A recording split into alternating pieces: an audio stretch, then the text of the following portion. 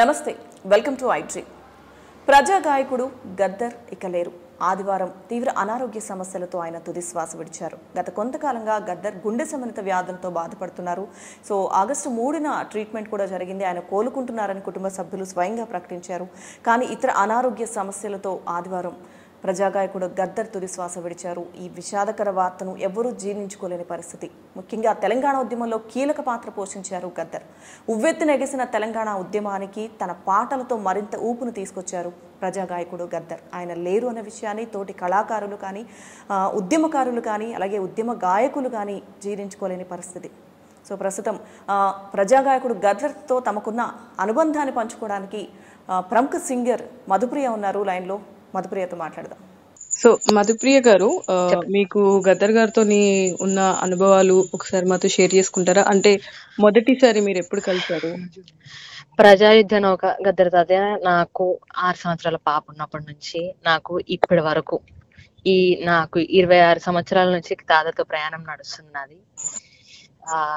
First నేను ఎప్పుడు హైదరాబాద్కి వచ్చి అల్వాల్ దగ్గర రాగానే ఎప్పుడు అనుకుంటుండే, పలానా గద్దర్ ఉంటాడట, ఇక్కడ చూడాలి, మాట్లాడాలి, ఆయన ఒకసారి చూసి ఒక ఫోటో దిగితే చాలు అని.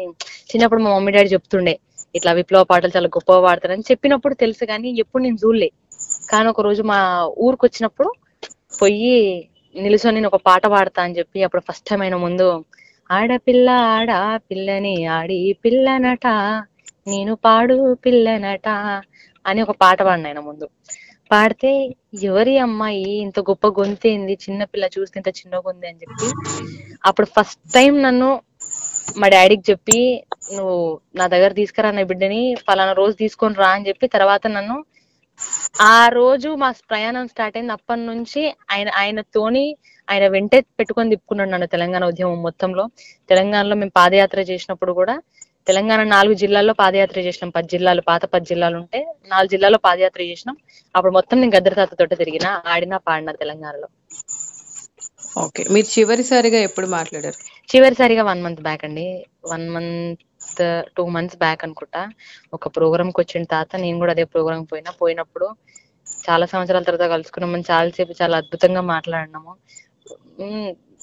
చిన్నప్పుడే ఫోటోలు ఉన్నాయి తాత నీతోటి, పెద్దయినాక నువ్వు అని చెప్పి ఆ రోజు ఫోటోలు దిగి మాట్లాడి చాలాసేపు మాట్లాడి, ఏం సంగతి బిడ్డ, ఎట్లున్నావు, ఏం కథ అని చెప్పి నన్ను మధు అని చాలా మంచిగా పిలుస్తాడు, చాలా ప్రేమగా.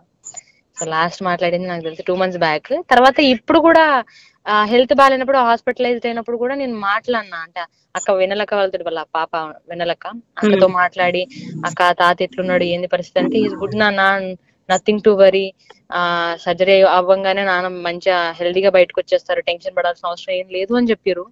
కానీ ఆల్ ఆఫ్ ది సడన్ ఈ రోజు ఈ న్యూస్ వినడం ఎవరి తరం అవ్వట్లేదు.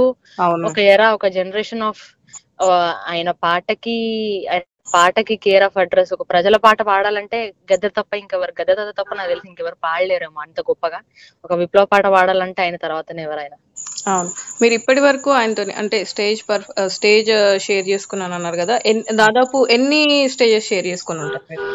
కొన్ని 100 షోస్ చేసినండి నేను గద్దర్ తాతతో. తెలంగాణ ఉద్యమంలో తెలంగాణ ధూమ్ధాములు కొన్ని 100. అసలు నా దగ్గర ఆయనకు సంబంధించి ఆయనతో ఉన్న ఒక ఆల్బమ్ ఉంది. ఆల్బమ్, వీడియోస్ అసలు మరి నేను 1, 2 అయితే చెప్పుకోవచ్చు, కానీ చాలా చేసినాం, 1, 2 కాదు కదా. ఓకే, మధుప్రియ గారు, మీకు ఆయన పాడిన పాటలలో మీకు బాగా ఇష్టమైంది, మిమ్మల్ని బాగా ఇన్స్పైర్ చేసిన పాట?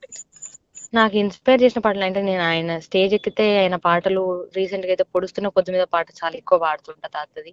అట్లాగే నిండు ఆమాసనాడు పాట కూడా, నిండు ఆమాసనాడు పాట నేను నాకు బాగా పేరు తెచ్చిన పాట ఒకటి ఉంటది. అది నేను పాట మళ్ళీ చేసుకుంటా తాత అని ఫోన్ చేశాడని, చేసుకో బిడ్డ నీకంటే ఎక్కువ ఏముందని చెప్పి, తెచ్చి పెడితే తిని కూసుంటావు, తిన్నది అరగక పంట అనంటూ బాబో.